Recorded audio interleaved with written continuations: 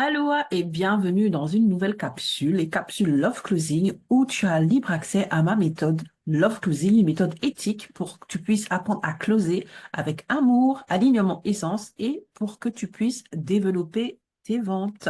Je suis Dr Muriel Tézénas, je soigne les mots de vente et aujourd'hui, on va en finir avec tes objections. Je dis bien tes objections et je vais tout de suite t'expliquer pourquoi.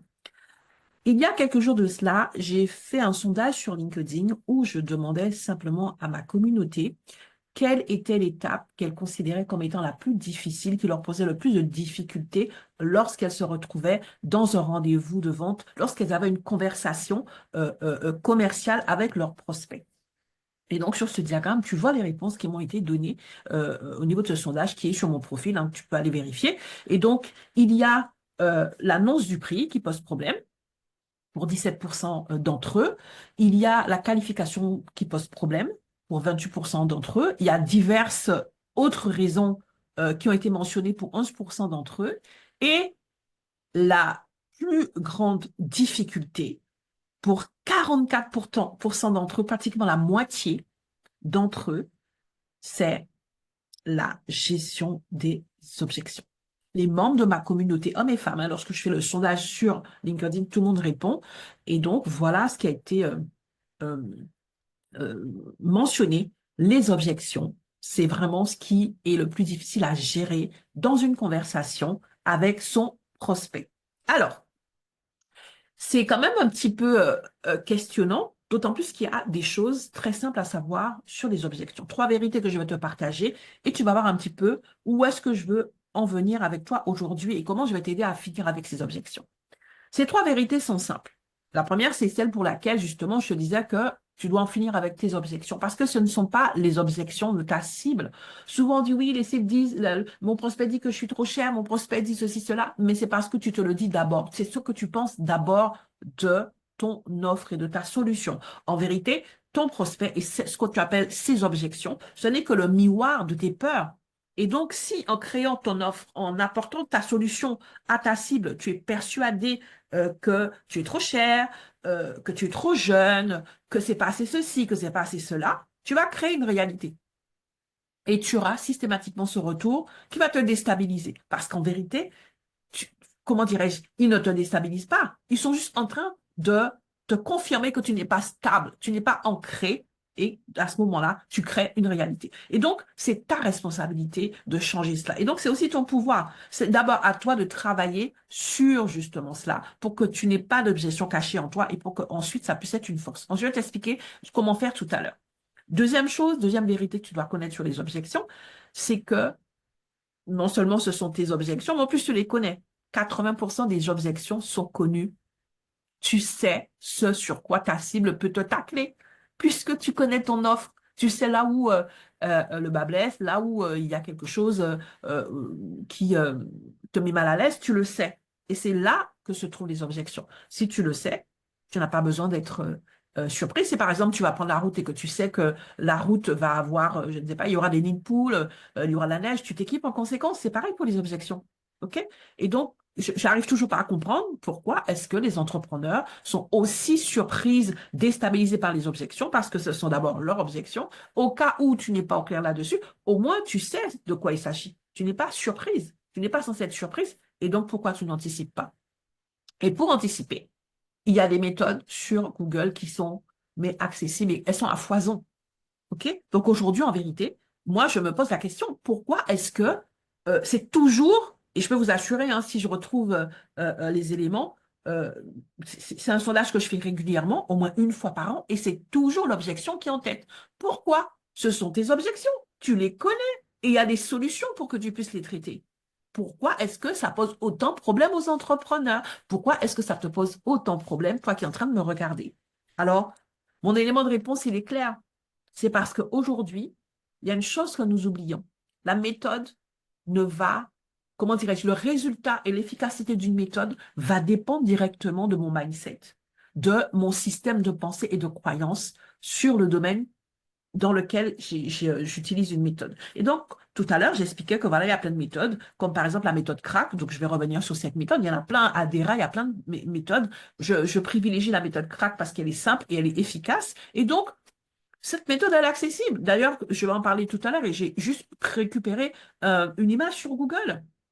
Elle est accessible, mais le problème, c'est quoi? C'est que aussi efficace soit-elle, si mon système de pensée, mon état d'esprit n'a pas été travaillé, c'est comme si je suis en train d'arroser une terre sèche, une terre qui est complètement réfractaire. Et donc, tu dois travailler ton mindset d'abord. Tu dois travailler ta perception, donc, des objections avant de vouloir utiliser des méthodes. Et c'est pour cela que je te dis, le premier pas, ce sont ces trois vérités. Il faut que tu comprennes et que tu acceptes que ce sont d'abord tes objections. Tu arrêtes d'accuser les prospects. Tu arrêtes d'attendre que les accusés, oui, les prospects que tu accuses changent parce que c'est toi qui vas initier le changement. OK? Maintenant que tu es prête à initier le changement, c'est toi qui vas te poser pour pouvoir traiter les objections que tu connais. Et ensuite, tu vas pouvoir utiliser la méthode que tu veux, celle qui fait sens pour toi, celle à laquelle tu es aligné. Parce qu'en vérité, tout dépend de toi. Tout vient de toi. Tout te revient. Tu es en pouvoir. Tu es une entrepreneuse puissante. Tu n'es pas une entrepreneuse victime. Tu es une entrepreneuse puissante. Donc, travaille ton mindset avant de te ruer sur les méthodes, sur les objets brillants, sur mille et un trucs. Travaille ton mindset et tu verras la différence. OK? Et donc, c'est bien beau de te dire ça. Comment faire? Concernant les objections, moi, je propose toujours trois étapes simples. Je te propose des choses simples et actionnables. Tu vas tout de suite pouvoir passer à l'action. Les trois étapes pour libérer ton mindset. La première des choses, comme je le disais tout à l'heure, tu connais ces objections. Liste-les. Liste-les, fais la liste de ces objections. OK? Quelquefois, j'ai certaines de mes accompagnées qui me disent, je n'ai pas d'idée, j'arrive pas, parce que tout simplement, c'est tellement enfoui sous le prospect. Donc, il faut aller chercher. OK? Ça, il n'y a pas de problème. Il y a plusieurs possibilités, il y a plusieurs solutions, plusieurs façons de faire pour pouvoir euh, monter en conscience les objections qui sont en toi. Ils sont inconscientes, OK? C'est l'inconscient qui pilote tout, et donc elles sont là cachées, et des fois, tu n'as même pas conscience de ce qu'elles sont en train de provoquer dans ta réalité. Donc, prends le temps de les lister. Pour ça, si tu as des vrais blocages là-dessus, tu peux tout simplement faire un peu de méditation sur le sujet. OK? Parce que la méditation, c'est pas seulement pour le bien-être général, c'est pour le bien-être dans tous les domaines, le bien-être de ton offre, le bien-être de ton business. Et donc, si effectivement, il y a des objections qui te bloquent, il faut que tu puisses aussi, tu peux aussi méditer, OK? Pour pouvoir lever le voile. Et donc, à ce moment-là, tu vas simplement te poser. Donc, tout simplement, comme lorsque tu feras n'importe quelle méditation, en calmant ta respiration, en calmant ton pouls, en te calmant tout simplement, en calmant toutes les tempêtes antérieures, soit avec de la musique, peu importe. C'est le même principe que la méditation. Donc, tu démarres comme pour une séance de méditation. OK? Et là, en fait, ton objectif, lorsque tu sens que tu es vraiment, tu te laisses aller et que voilà, tu es dans cette étape où ta méditation est enclenchée, à ce moment-là, tu commences à penser à ton offre. Tu portes ton intention et ta pensée sur ton offre et de manière positive.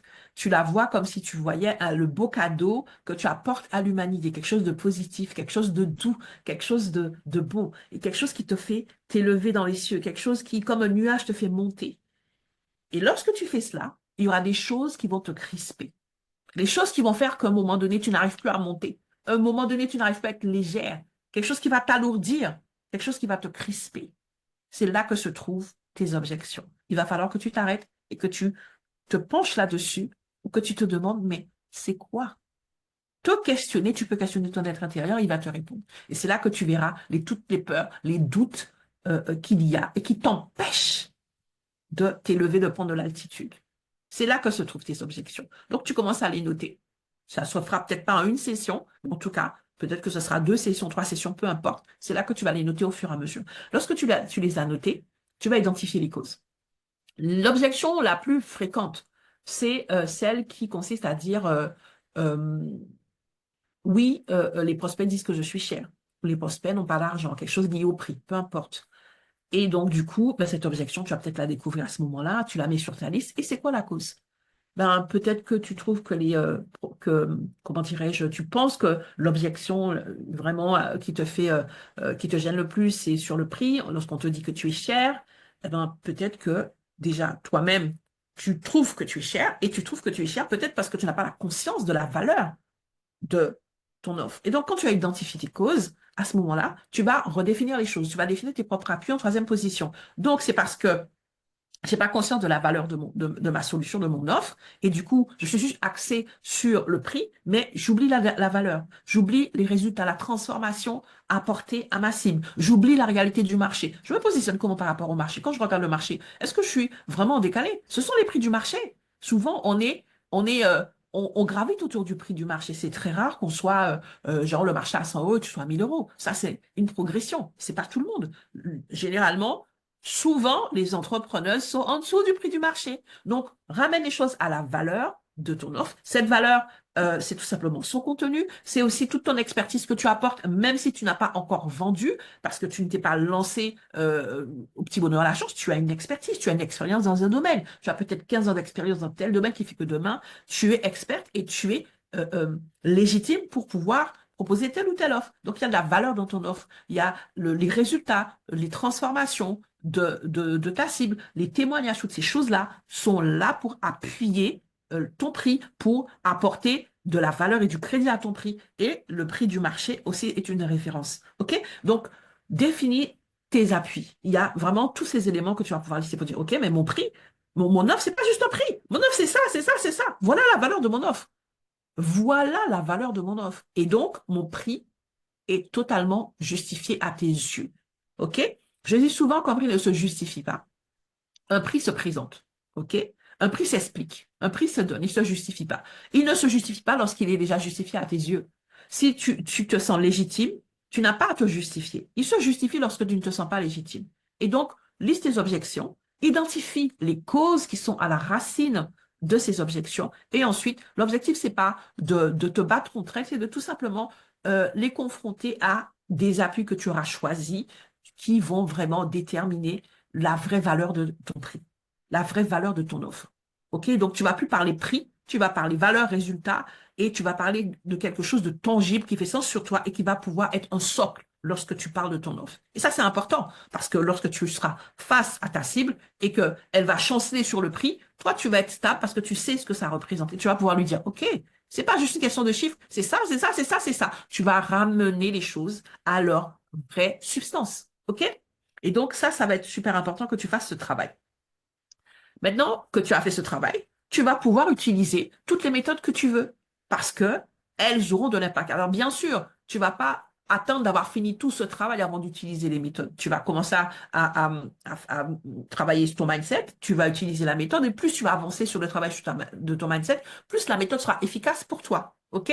Et donc, quoi qu'il en soit, il y a une méthode que tu vas pouvoir vouloir utiliser. Peut-être que tu en as déjà une et tu te dis que ça marche pas, mais en revenant à ton mindset, tu te rends compte que, waouh, il y a des choses qui changent parce que ma perspective change, ma posture change, OK? Puisque ton mindset a changé et il y a des peurs qui tombent.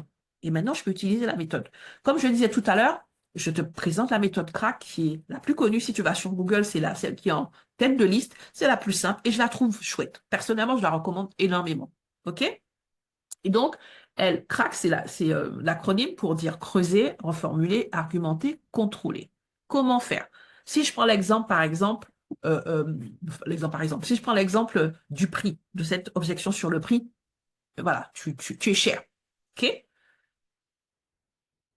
Cette méthode CRAC va te permettre, en tout cas, va t'inviter premièrement à creuser. Creuser, c'est ce qui veut dire questionner pour comprendre pourquoi est-ce que la personne dit ça. Moi, j'estime que ce n'est pas une objection. OK? J'estime que déjà, c'est mon objection et ensuite la personne, elle dit voilà, ce qu'il en est, ça, c'est sa réponse. OK? Sa réponse à quelque chose qui lui pose un problème. Cette chose-là me posait moi-même problème jusqu'à ce que je travaille dessus. Donc, je vais aider cette personne à travailler dessus. Si je n'ai pas travaillé dessus, je ne peux pas l'aider. OK? Donc, comme j'ai travaillé dessus, mon rapport au prix à l'argent, donc je peux l'aider. Pour ça, je dois effectivement comprendre. Comprendre avec empathie, comprendre avec respect. On n'est pas en opposition. OK? On est tout simplement là pour comprendre l'origine comme j'ai fait pour moi-même. OK? Et donc, pour comprendre, je peux tout simplement lui poser une question toute simple en lui demandant, ah, OK, mais j'entends. Mais dis-moi, concrètement, par rapport à ce prix-là, quelle est ta préoccupation? OK? Quelle est ta préoccupation? Qu'est-ce qui te freine? Qu'est-ce qui t'inquiète? Qu'est-ce qui fait que ça soit un problème pour toi maintenant? Et donc là, cette personne, à ce moment-là, elle va, voilà. Tu peux aussi lui dire, bah, écoute, pour m'aider à comprendre, est-ce que tu peux m'expliquer en quoi le prix, voilà, que je viens de t'annoncer, le prix de mon offre, te pose problème? Et donc, la personne, à ce moment-là, va pouvoir expliquer, oui, c'est parce que ben, j'ai pas le budget, ou c'est parce que j'ai vu qu'il y a d'autres personnes qui avaient ceci, cela, c'est parce que j'ai payé plein de trucs à ce prix-là et ça n'a jamais marché, peu importe, elle va expliquer pourquoi est-ce qu'elle trouve cher. OK? Puisque tu l'invites à le faire avec empathie, avec bienveillance et avec respect. L'objectif, c'est de respecter son point de vue à l'instant T. Lorsqu'elle a fait ça, tu vas reformuler, toujours avec respect. L'objectif, toujours, c'est de bien comprendre, de valider et de légitimer. On est bien d'accord, c'est bien ça que voilà. Et donc, à ce moment-là, on sort l'objection, on sort le prix de quelque chose d'émotionnel pour quelque chose de tangible et de concret. Et donc, si j'ai bien compris, voilà ce qui te freine maintenant. Si j'ai bien compris, voilà ce qui t'inquiète. Voilà ce qui, en ce moment, te pose problème, c'est que, ben, tout simplement, sur le marché, voilà, le questionnement que tu as, c'est bien ça. Oui, ben juste, oui, absolument, la personne a confirmé. C'est très important, cette validation. Et à ce moment-là, tu vas pouvoir rebondir pour pouvoir argumenter parce que tu as travaillé là-dessus et tu sais sur quoi repose ton offre. Tu vas pouvoir assurer la personne. Non pas la convaincre, mais tu vas pouvoir être persuasif pour que la personne puisse elle-même monter en conviction. Ça, c'est important. C'est pour ça que je dis, bon, je suis pas tout à fait d'accord avec ça, c'est les subtilités, ok? Pour moi, c'est pas une objection. Pour moi, on cherche pas à convaincre, ok? On est persuasif ou pas la personne, c'est elle qui doit être convaincue que oui, je veux travailler avec un tel, je veux travailler avec toi, ok? Et je peux utiliser donc justement cette méthode CAB. C'est lorsque j'ai fait ce travail-là, je peux prouver mes dires, je peux aider, comme je me suis aidé moi-même à ancrer mon prix sur un socle concret. Je peux aider aussi mon prospect à le faire. Et la méthode CAB, c'est une méthode qui va présenter les caractéristiques, les avantages, les bénéfices de ma solution au-delà du prix. Et donc, justement, c'est sa valeur, c'est toutes les transformations, c'est tous les témoignages, c'est vraiment le concret. OK? C'est tout ce que la personne va avoir comme bénéfice pour elle. D'accord? Et lorsque, effectivement, je peux argumenter, ça, je ne peux le faire que lorsque j'ai fait un travail sur moi. Tu ne peux pas donner ce que tu n'as pas. Et à ce moment-là, eh bien, je vais pouvoir contrôler. Contrôler, c'est rerouter tout simplement sur le déroulé normal. Parce qu'au moment où je présentais le prix, on était à une étape de notre échange. Et donc, l'étape suivante, c'est qu'on puisse conclure ou négocier encore, peu importe. Eh bien, je vérifie que tout est OK. Et ensuite, je peux reprendre le cours, le déroulé de ma conversation pour conclure. Donc maintenant que c'est clair pour toi, voilà, ça fait sens pour toi.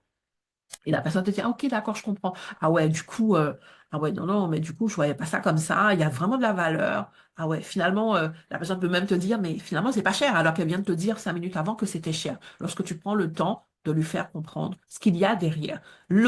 Dès l'instant qu'on parle de prix, on parle de valeur. Et lorsque quelqu'un n'est pas aligné au prix, c'est que tu n'as pas su lui démontrer la valeur. Et pour cela, il faut déjà qu'à tes propres yeux, que ça fasse sens. Tu peux pas transmettre ce que tu n'as pas. OK? Donc, place aux méthodes. Tu peux utiliser cette méthode crack pour pouvoir convertir, pour pouvoir transformer et ensuite reprendre le déroulé. Ça, c'est très important. Maintenant, on parle de vérité. On parle de vérité. Il y a une dernière vérité sur les objections qu'il faut que tu connaisses coûte que coûte. Parce que je ne serais pas, comment dirais-je, transparente si je te disais pas tout. OK? Donc, oui, on est d'accord concernant les objections. Tu as compris que c'était tes objections, que tu les connaissais pour 80% et que tu pouvais utiliser la méthode que tu voulais dès lors que tu as fait un travail sur ton mindset, comme on l'a vu tout à l'heure, pour que tu puisses ancrer ton prix sur un socle, sur un appui que tu auras choisi toi-même et que tu vas pouvoir aussi aider ta cible à le faire lorsqu'elle va émettre cette objection parce que tu l'auras fait pour toi. Mais une chose que tu dois connaître qui est très importante concernant les objections, dont on parle peut-être pas, si on en parle beaucoup dans le cursus commercial, mais au niveau des entrepreneurs, il y en a beaucoup qui ne sont pas au courant, c'est qu'en matière d'objections, il y a plusieurs types d'objections. Il faut que tu apprennes à les discerner pour ne pas perdre ton temps et ton énergie. Parce que ce n'est pas toutes les objections que tu dois chercher à convertir. OK? Il y a ce qu'on appelle les objections réelles. OK? Et c'est ce dont je te parle. Ces objections réelles, qu'elles soient fondées ou pas, c'est ces objections que tu vas pouvoir travailler. C'est quoi les objections fondées, réelles et fondées? L'objection réelle et fondée, c'est quelque chose qui est vrai et que tu ne peux pas contredire et que tu ne peux pas juste dire, OK, oui, non, mais. Par exemple, la personne te dit, non, mais ça fait un mois que tu t'es lancé. Elle te dit, mais non, mais je ne peux pas vous faire confiance parce qu'il n'y a qu'un mois que vous êtes lancé. C'est une objection réelle et fondée. OK? Tu ne vas pas la traiter de la même façon qu'une objection réelle et non fondée. Par exemple, une objection réelle et non fondée qui va dire, ah non, mais de toute façon, toutes les offres en ligne, ça ne marche pas parce qu'elle a eu des expériences. Donc, c'est son objection, elle est vraie, mais c'est pas la réalité, c'est pas fondé. Parce qu'il y a des offres en ligne qui permettent des transformations. Donc, c'est quelque chose de subjectif. Là, l'objection réelle et fondée, c'est quelque chose d'objectif.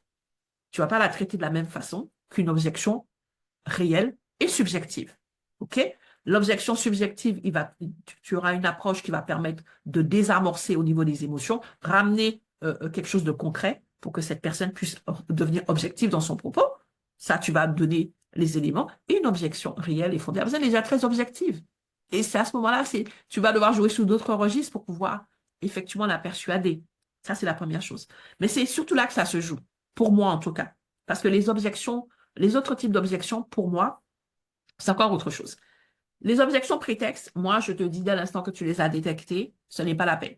Ce sont des objections qui sont ni réelles, ni fondées. Ce sont ce qu'on appelle des fausses barbes. Tu as en face de toi quelqu'un qui n'a absolument pas l'intention de. Alors, ça peut arriver, ça m'est déjà arrivé de convertir et de conclure quand même.